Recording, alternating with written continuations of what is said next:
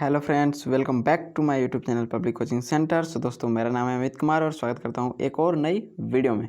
सो दोस्तों, आज की इस वीडियो में हम लोग फिर से लेकर आए हैं इंग्लिश मीडियम का term 2 JAC examination subject geology का। ठीक है, तो ये वीडियो का होगा मेरा पार्ट 2 और इसमें आज हम लोग बात करने वाले हैं चैप्टर नंबर 4 से लेके 7 तक के most important question and answer. इसके पहले वीडियो में हम लोग बात कर चुके थे 1 से लेकर 3 चैप्टर तक क्वेश्चन एंड आंसर के बारे में। सो उसका वीडियो का लिंक आपको डिस्क्रिप्शन बॉक्स में मिल जाएगा, पहले जाकर उस वीडियो को देखें। एंड आपको एक चीज़ मैं यहाँ पे बताना चाहता हूँ कि वीडियो को केयरफुली एंड फुल वॉच करना, तभी आपको समझ में आने वाला है। बिकॉज मैं यहाँ पे हल्का हल्का आपको समझाने का भी प्रयास करूँगा, जो कि जितना मेरे से संभव हो सकेगा। ठीक है, तो चलो यार देखते हैं ये वीडियो को और करते हैं स्टार्ट। सो देख सकते हो पहला क्वेश्चन, ये क्वेश्चन मोस्ट इम्पोर्टेंट है। सबसे पहली चीज़ की जो लोग को कमेंट आ रहा था कि क्या सर ये इम्पोर्टेंट है, तो हाँ यार इम्पोर्टेंट है, इसीलिए मैं इसको बताने वाला हूँ। देखो, व्हाट इज रिवर, पहला क्वेश्चन क्या करें, व्हाट इज रिवर। तो दोस्तों, आप लोग लगभग मेरे ख्याल से जो आप लोग हो गए मेरे ख्याल से सो गए होगे, बट एक चीज़ मैं आपको दिखाना चाहता हूँ। यहाँ पे देखो, समय देखो, यहाँ पे 11:08 नाइट बज रहा है। ठीक है, तो आप लोग सो जाओ, मैं वीडियो शूट करके आप लोगों को सुबह 6 बजे ये वीडियो देने वाला हूँ। ठीक है, तो बड़ा अच्छा लगता है यार कि आप लोग के लिए मैं रात में मेहनत करता हूँ एंड आप लोग दिन में उसे देखते हो। तो व्हाट इज़ रिवर, ठीक है, पहला क्वेश्चन क्या है, व्हाट इज़ रिवर। देखो, the rain water tries to flow down the slope of the land surface. समझ में आ गया कि जो वर्षा का जल है क्या चाहता है कि फ्लो डाउन, ढलान में वो क्या हो, बहने का प्रयास करता है, और समतल में क्या करे, एक सरफेस में जो है वो बनकर वो चले। If its slope is slow and the water is flowing in the form of a thin sheet, मतलब कि एक पतली सी परत बनकर चादर के रूप में धरती पे बहे, it is called a river. तो इसे हम लोग क्या बोलेंगे दोस्तों, रिवर बोलेंगे। Small rivers joint together to from a big river, मतलब कि जो छोटे छोटे नदियाँ होती है वो एक साथ जुड़कर एक बिग रिवर की उत्पत्ति करती है। These small rivers are called, ठीक है, ट्रिब्यूटरीज, मतलब कि इसका मतलब होता है सहायक नदी। क्या होता है, ट्रिब्यूटरीज मतलब कि सहायक नदियाँ होती है। उसके साथ ही मेरे पास सेकंड नंबर क्वेश्चन है कि what is the temporary river, मतलब कि टेम्प्रोरी मतलब होता है कि जैसे अनलिमिटेड कहते हैं ना, कोई लिमिटेड अनलिमिटेड, टेम्प्रोरी मतलब बोल सकते हैं कि अस्थाई। क्या होगा, अस्थाई।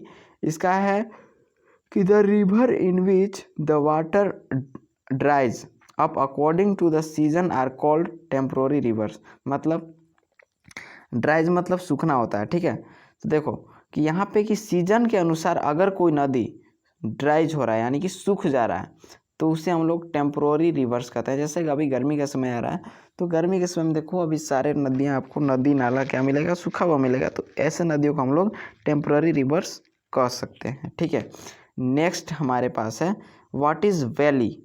व्हाट इज़ वैली, जिसका हिंदी घाटी होता है। थोड़ा मोड़ा हिंदी वालों भी समझ सकते हैं, बट कोई प्रॉब्लम नहीं, इंग्लिश वालों के लिए तो बना ही बना है। व्हाट इज वैली, देखो ध्यान से, if any part of the river suddenly becomes like A V shape and becomes less sloping is called A valley. मतलब कि देखिए ध्यान से कि यदि कोई नदी का भाग अचानक से एक भी आकार की घाटी का रूप ले लेगा और एक स्लोपिंग मतलब ढलान की ओर बहने का प्रयास करेगा, तो उसे क्या बोलेंगे, मतलब कि सॉरी, लेस स्लोपिंग मतलब कि जो ढाल होगा ऑटोमेटिक से कम हो जाएगा, उस जगह पे बड़ा सा अपर्दन हुआ रहेगा, उस जगह को हम लोग क्या बोलेंगे, इरोजन उस जगह पे होगा, उससे हम लोग वैली बोलेंगे यानी कि घाटी बोलेंगे। ठीक है, नेक्स्ट हमारे पास क्वेश्चन आपके पास दिख रहा है, what are the stages of a river, मतलब कि नदी की कितनी अवस्थाएं होती है। देखो, बहुत ही आसान क्वेश्चन है। On the basis of the order of development, मतलब कि विकास के अनुसार। ठीक है, there are 4 types of river which are as follows. ठीक है, फर्स्ट है इन्फेंट स्टेज, मतलब कि इन्फेंट स्टेज मतलब प्रारंभिक अवस्था होता है। ठीक है, यूथ स्टेज तरुणावस्था, mature stage and old stage. English वालों के लिए इतना हिंदी बताना जरूरी नहीं है, एंड आपको प्रॉब्लम लगता हो तो आप कमेंट डाउन में कर सकते हो। चैट बॉक्स में, ठीक है।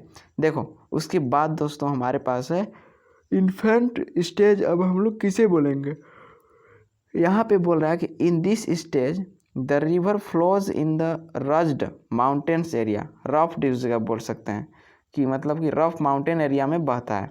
The slope of the river is high, मतलब उस जगह पर ढाल क्या होती है, काफ़ी तेज़ होती है। In this valleys are formed and the sedimentation is very fast, उसमें क्या होता है कि जो घाटी का निर्माण हो गया इस सब से काफ़ी ज़्यादा होता है, और सेडिमेंटेशन यानी कि अवखनन की जो क्रिया होती है बहुत तेज़ होती है, मतलब उसका जो प्रेशर होता है काफ़ी तेज़ होता है। एंड नेक्स्ट जो हमारे पास है सेकेंड, जिसको हम लोग यूथ स्टेज कर रहे हैं, उसमें कि in this stage also the river flows in the hilly areas, मतलब कि अभी कहाँ पे बहेगा, पहाड़ी एरिया में ही बहेगा। इट्स करेंट इज़ फास्ट, अब इसका जो धारा रहेगा, यहाँ पे करंट धारा ले लिया है, ठीक है। इसका फ्लोज बोल सकते हैं, मतलब कि जो फ्लो है, नदी का बहाव है, वो कितना है, तेज़ है। The extraction process is also faster, मतलब कि सारा कुछ जो अवखनन है, इरोजन है, ये सारा कुछ तेज ही रहेगा। उसके बाद दिखा कि in this process of erosion is accelerated, मतलब कि वो भी किस टाइप से रहेगा, पूरा क्लियर नहीं रहेगा, मतलब कि ज़्यादा ही होगा उस समय भी। उसके बाद दोस्तों मैच्योर स्टेज हम लोग किससे बोलेंगे, mature stage. In this stage the river, ठीक है ना, descends in the plain area due to the decrease in the flow capacity, it starts flowing zig zag, erosion, ठीक है ना, is faster is in its plant part only. तो ये हो गया मैच्योर स्टेज। एंड नेक्स्ट है हमारे पास old age, मतलब कि ओल्ड स्टेज बोल सकते हैं। In this stage the river flows on a flat land, मतलब कि समतल पे बहेगा। In this stage both the depth and width of the river decreases, मतलब कि उतना सारा कुछ इसमें नहीं होता है। जब जवान के अलावा बूढ़े का क्या वैल्यू है यार। उसके बाद देखो नेक्स्ट क्वेश्चन है हमारे पास, जो कि 5 नंबर के लिए बनाया गया है।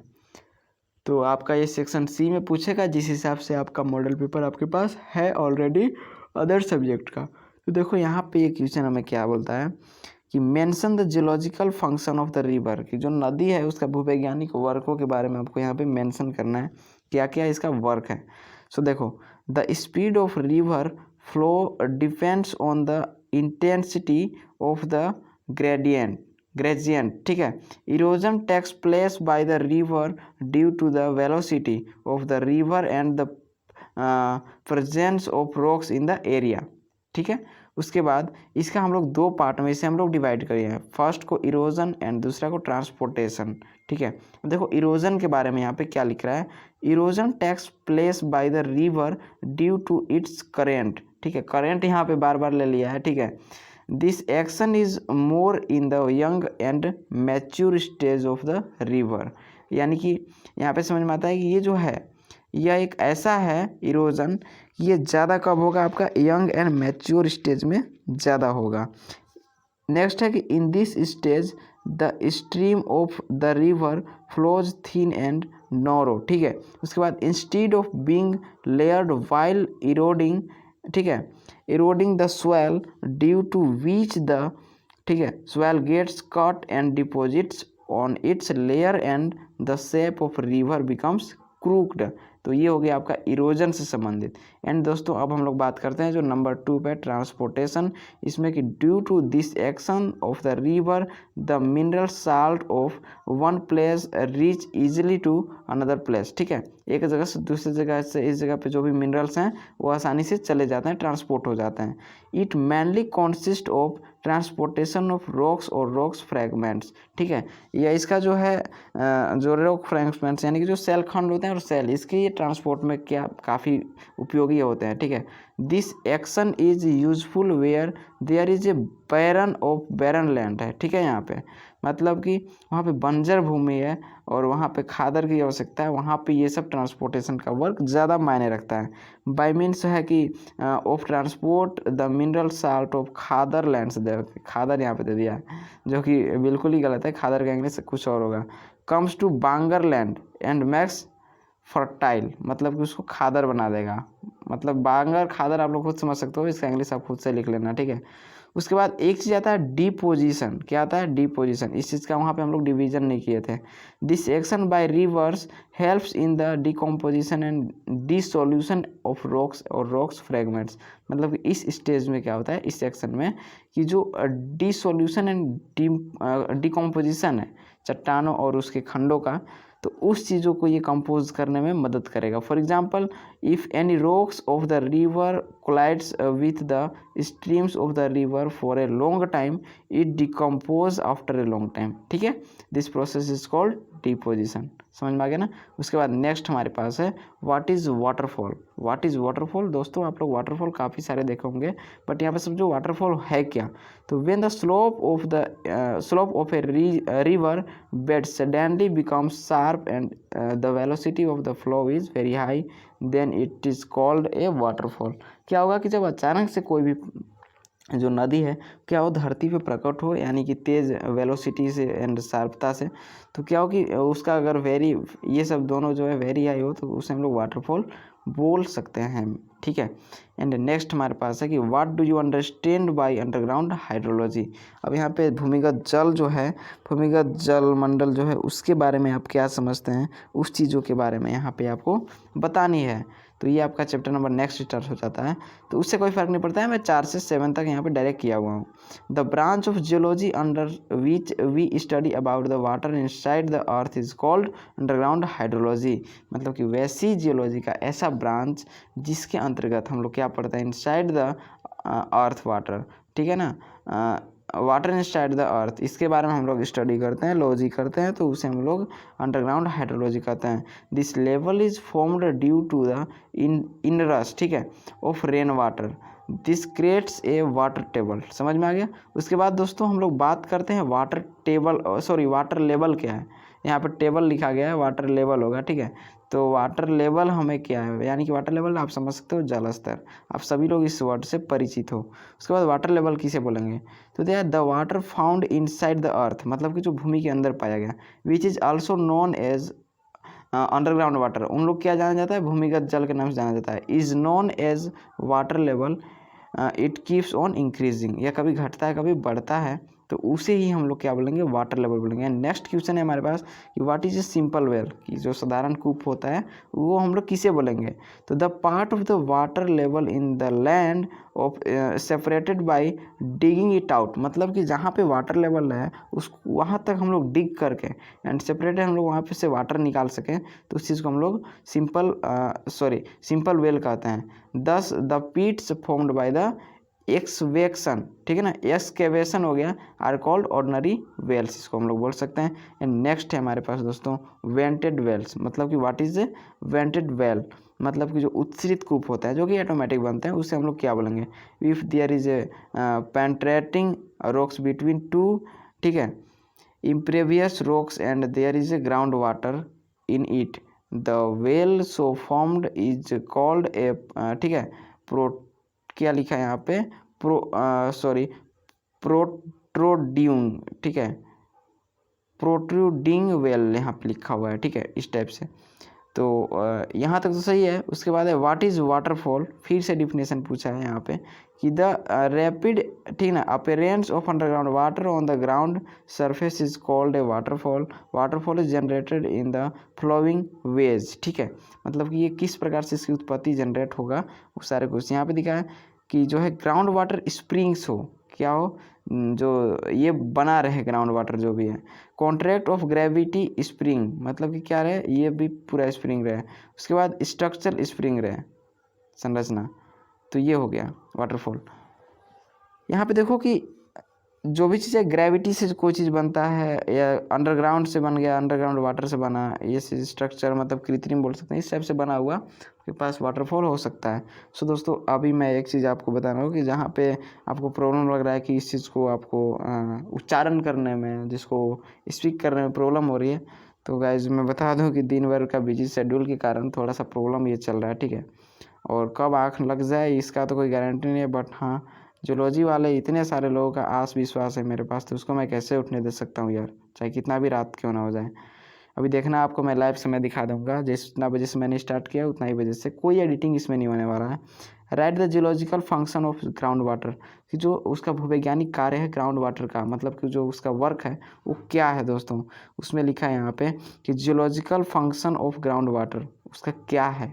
First, ground water is helpful in decomposition and, और यहाँ पे डिकम्पोजिशन, यहाँ पे कम्पोजिशन एंड डिकम्पोजिशन, मतलब कि अपघटन विघटन में क्या करता है, हेल्प करता है। सेकंड लिखा है कि it's slow flow also reduce erosion, ये क्या करता है, इसका जो धीमी जो गति है वो रिड्यूस इरोजन को करता है, मतलब कि इरोजन को रिड्यूस करेगा। Due to which swamps do not, ठीक है, arise in the internal soil, मतलब कि मिट्टी के कटाव को काफ़ी तरीके से रोक कर रखता है और वहाँ पे दलदली एरिया नहीं बनता है, ठीक है। थर्ड लिखा है कि the main function of ground water is the solution, इसका क्या है कि एक बिलियन के फॉर्म में होता है, ठीक है, जिसमें in which due to the presence क्या होता है of carbon dioxide limestone dissolves in it होता है इसमें, ठीक है, सारा कुछ ये सब मिलावट होता है।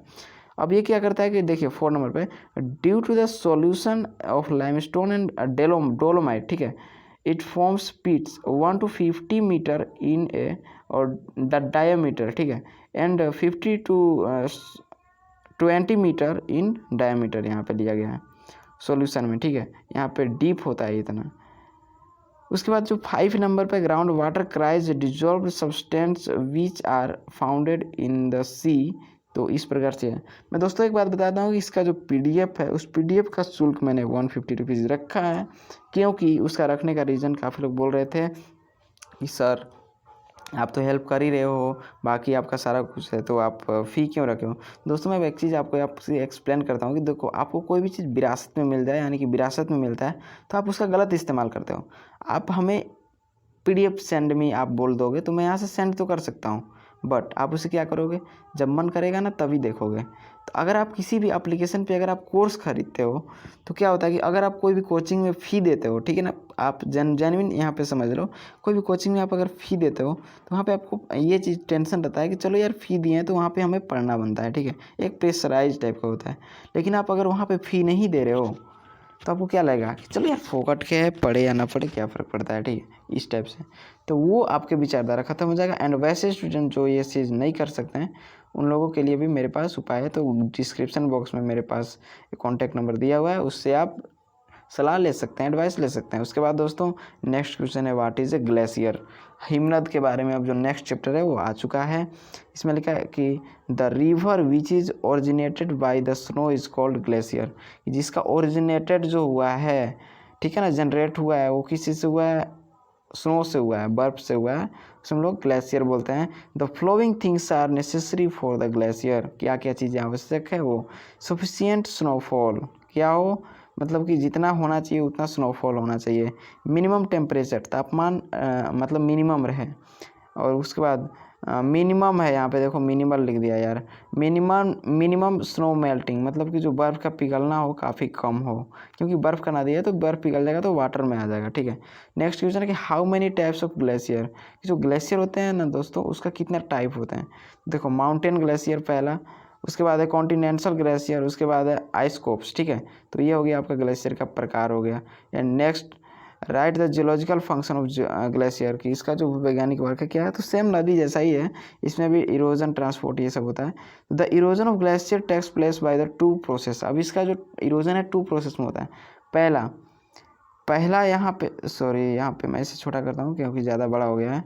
तो देखिए पहला जो है इसका इवर प्रोपोर्शन है, ठीक है, उसके बाद एब्रेसिव है, तो इस टाइप से ये हो गया, मतलब कि फर्स्ट है आपका परिवहन और दूसरा है आपका अपघर्ष है, ठीक है। तो इसको देख लो आप, due to the pressure and motion of the glacier on this plane its breaks through decomposed rock and flow its मतलब विद द स्नो, ठीक है।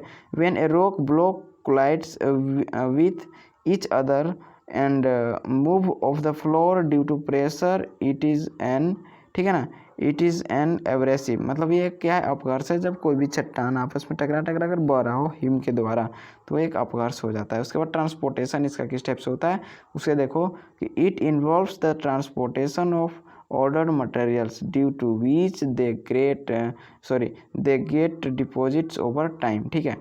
आई होप दैट आपको वीडियो पसंद आ रहा होगा एंड अपने दोस्तों में शेयर कर दो ताकि इंग्लिश मीडियम के लिए उन्हें रोना ना पड़े। And next, what is lake, मतलब कि लेक मीन्स क्या होता है, ये नेक्स्ट चैप्टर है। लेक मतलब झील होता है।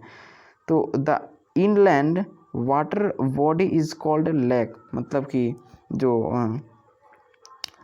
क्या बोलते हैं उसको, कि जो एक तरीके से वाटर बॉडी है, एक तरीके से जल राशि, इनलैंड मतलब जल राशि है, उससे हम लोग क्या बोलेंगे, वाटर लेवल लेक बोलेंगे। The lake extend from I 1 square kilometre, 1 kilometre वर्ग तक इसका जो है एक्सटेंड मतलब चौड़ाई हो सकता है, से लेकर 1 किलोमीटर वर्ग से लेकर फ्यू थाउजेंड किलोमीटर स्क्वायर तक इसका एरिया हो सकता है। नेक्स्ट क्वेश्चन है हमारे पास दोस्तों कि the largest lake in the world is Caspian सागर, मतलब कैस्पियन सी क्या है, सबसे बड़ा आज तक का रिकॉर्ड है Caspian Sea. This area is about 3,95,000 square kilometre इसका जो है एरिया है, ठीक है। उसके बाद नेक्स्ट क्वेश्चन ऑब्जेक्टिव में पूछ सकता है कि what is the depth of lake Baikal, ठीक है ना, जो बैकाल झील है उसका डेप्थ मतलब कितना है गहराई, तो 1740 किलोमीटर है, ये 1740 किलोमीटर, ठीक है। एंड नेक्स्ट हम लोग बढ़ते हैं, व्हाट इज़ लेक साइंस, मतलब कि लेक साइंस जो है सागर झील, उससे हम लोग क्या बोलेंगे। तो देखो, the study of lakes and their associated features is called lake science, ठीक है। तो लेक्स झीलों से संबंधित और एसोसिएटेड एंड फीचर्स के बारे में जानेंगे तो हम लोग लेक साइंस बोलेंगे। एंड नेक्स्ट क्वेश्चन है हमारे पास दोस्तों कि हाउ डू लेक्स ओरिजिनेट, मतलब कि जो है हाउ डू लेक्स मतलब कि जो झील होते हैं किस प्रकार से ओरिजिनेट होते हैं। तो lakes are created by the following method. तो पहला है यहाँ पे कि टेक्टोनिक लेक, मतलब कि टेक्टोनिक तरीके से। Number 2 lake formed by the earthquake. Number 3 lake formed by glacier. 4 lake formed by volcano, ठीक है। उसके बाद 5 है lake formed by river and delta lake and sea side lake, मतलब कि समुद्र तटीय लेक जो होता है। उसके बाद 10th तक है कि उसके बाद है lake formed by the underground water and 9th पे है lake formed by land slide दिया है, ठीक है यहाँ पे। तो इस प्रकार से हमारा जो है लेक होता है उसका निर्माण यहाँ पे होता है। एंड अब ज़्यादा नहीं है, 3-4 क्वेश्चन ही होगा, ज़्यादा मेरे ख्याल से 3 क्वेश्चन ही है। तो आप देखो जियोलॉजी फंक्शन इसका देख लेते हैं, क्योंकि भूवैज्ञानिक वर्ग जियोलॉजी फंक्शन मैं आपको बार बार डेडिकेट कर रहा हूँ कि ये जो क्वेश्चन है बहुत ही इंपॉर्टेंट है। तो इसका देखो, a lake is a small form of a sea, मतलब समुद्र क्या है, छोटा सा पार्ट होता है, कौन, लेक। तो just as waves arise in a sea, मतलब कि जिस प्रकार से सी में तरंग उठते हैं, तो similarly waves arise in lakes, मतलब सिमिलरली क्या होता है, इसमें भी उस टाइप से राइज होते हैं। तो लाइक द सी, मतलब कि जैसे समुद्र में क्या होता है यहाँ पे कि लिखा है, इसको मिटाते हैं कि the source of lakes are also eroded, ठीक है। तो many of formations formed in the beach are also formed in small form on the lakes source, ठीक है, इतना। but the deposition of the lakes is more important than the erosion and transport by the lakes, ठीक है, इतना complete. And उसके बाद next इसी में है अभी तक जो जियोलॉजी फंक्शन है उसे हम लोग 3 चीज़ों में बांटेंगे, जिसको एंडोजीनियस सेडिमेंटेशन कहते हैं, उसके बाद केमिकल सेडिमेंटेशन कहते हैं, उसके बाद बायोटिक डिप्रेशन कहते हैं, ठीक है। तो इस टाइप से आई होप दैट आपको कंप्लीट हो गया होगा। नेक्स्ट क्वेश्चन है हमारे पास कि right the economic benefits by the lake, मतलब कि जो आर्थिक बेनिफिट है हमारा वो क्या है। तो देखो, humans benefit from lake is many ways, मतलब कि काफ़ी तरीके से इसका लाभ है, जिनमें से हम लोग कुछ चीज़ों के बारे में यहाँ पे बातें करेंगे, विच आर एज फॉलोज। तो फर्स्ट देखो यहाँ पे कि due to the huge lakes, मतलब कि क्या हो, बड़ा सा लेक्स हो, the climate remains good in nearby area, तो वहाँ पे जो क्लाइमेट यानी कि मौसम है वो काफ़ी अच्छा होता है। उसके बाद नंबर 2 कि large lakes are useful for internal water transport, वो क्या होता है कि आंतरिक जो जल यातायात का साधन होता है उसके ट्रांसपोर्ट में वो मदद करता है, ठीक है। उसके बाद थर्ड कि salt is obtained from desert lake, मतलब कि क्या होता है कि जो मरुस्थलीय झील होते हैं उसमें नमक की मात्रा ज़्यादा होती है। 4 है कि due to the presence of lakes industrial development takes place in the adjoining area, ठीक है। तो ये क्या करता है कि जो भी ज्वाइनिंग एरियाज हैं, इंडस्ट्रियल डेवलपमेंट है, उस चीज़ में ये मतलब मदद करता है, हेल्प करता है। उसके बाद fish are the found in the lakes which are the as food item, मतलब कि जो फिश होते हैं उन्हें भी हम इसमें उत्पादित कर सकते हैं, जो कि क्या है, एक फूड आइटम्स होते हैं। उसके बाद दोस्तों नेक्स्ट है हमारा क्वेश्चन नंबर पॉइंट नंबर 6 की electricity is generated from the mountain lakes, मतलब कि जो पहाड़ी जो भी हैं लेक्स हैं उनसे हम लोग क्या कर सकते हैं, इलेक्ट्रिसिटी को जनरेट कर सकते हैं। नंबर 7 पे some lakes come out as tourist places, मतलब कि कुछ लेक्स ऐसे होते हैं जहाँ पे तीर्थयात्री लोग आते हैं देखने के लिए। उसके बाद जो 8 नंबर है, lakes act to prevent flooding of rivers, क्या होता है कि ये जो है एक तरीके से फ्लूडिंग ऑफ रिवर्स प्रिवेंट करते हैं, ठीक है। उसके बाद 9th पे कि water from lakes is used for irrigation, ठीक है। उसके बाद नेक्स्ट है कि रिवर ओरिजिनेट फ्रॉम द यहाँ पे क्या बोलते हैं, लेक्स, ठीक है। तो आई होप दैट दोस्तों ये क्वेश्चन आपको बहुत ही अच्छा लगा होगा। एंड चैनल पे अगर नए हो तो सब्सक्राइब करो यार, अपने छोटे से भाई को सपोर्ट बनाए रखो। एंड वीडियो आपका हो गया 25 मिनट का, आप ये पूरे लाइव को अपने सारे दोस्तों में शेयर कर दो। एंड एक चीज़ मैं आपको बताने वाला हूँ, यहाँ पे कुछ एडिटिंग तो मैं इसमें नहीं करूँगा, आप समय देख लो खुद ही। 11:33 होने वाला है, मतलब कि 12 बजने वाले हैं टोटल 27 मिनट में, ठीक है। सो उससे मेरे को प्रॉब्लम नहीं है, 2 भी बजे कोई भी दिक्कत नहीं है। बट आप लोग पढ़ाई अपना कंटिन्यू रखो एंड चैनल पर नए हो तो सब्सक्राइब कर लो एंड वीडियो को फुल देखा करो यार, ठीक है। उसके बाद दोस्तों मैं एक चीज़ का यहाँ पे जिक्र करने वाला हूँ, ठीक है। चलो कोई बात नहीं, यहाँ पे इस वीडियो को हम लोग करते हैं ख़त्म। एंड नेक्स्ट वीडियो अभी तुरंत ही हम लोग शूट करेंगे जो कि 12 बजे का।